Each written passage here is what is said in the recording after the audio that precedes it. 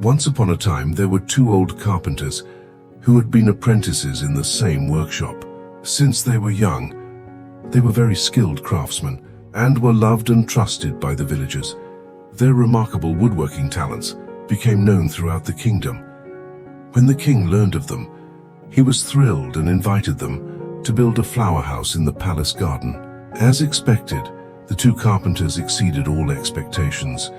The flower house they built was not just lovely, but also very strong, which deeply impressed the king. As a result, they gained the king's complete trust. From that day forward, they became the official carpenters of the palace, tasked with building palaces and houses of all sizes. As time went by, the two old carpenters continued to age, and eventually they made the decision to say goodbye to palace life and enjoy a peaceful family life. They shared their retirement plans with the king, expressing their desire to step back from their duties. Reluctant to part with such skilled craftsmen, the king asked for their help one last time. He requested that each of them build a house for him. The old carpenters happily accepted the request.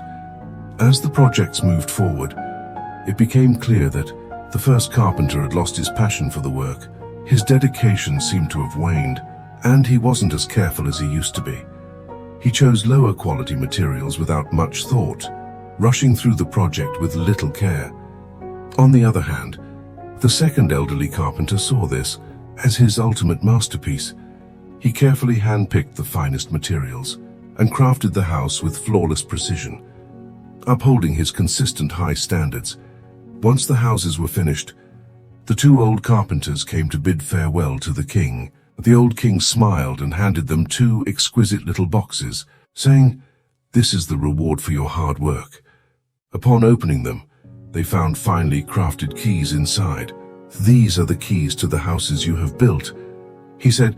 "Consider it a gift from me to you."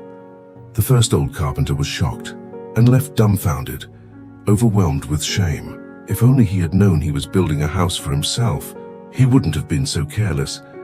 Now he had to reside in a shoddily constructed house. In contrast, the second old carpenter accepted the keys with joy and expressed sincere gratitude to the king. He took great pride in his meticulous work, and the king admired his unwavering dedication. It wasn't just a valuable gift. It was the most fitting reward for his diligent efforts. As we build our own lives, we might sometimes become indifferent, passive, merely going through the motions instead of striving for excellence. However, every sincere effort has the potential to shape a brighter tomorrow. Truly dedicating ourselves to each task can lead to the most valuable rewards in the end.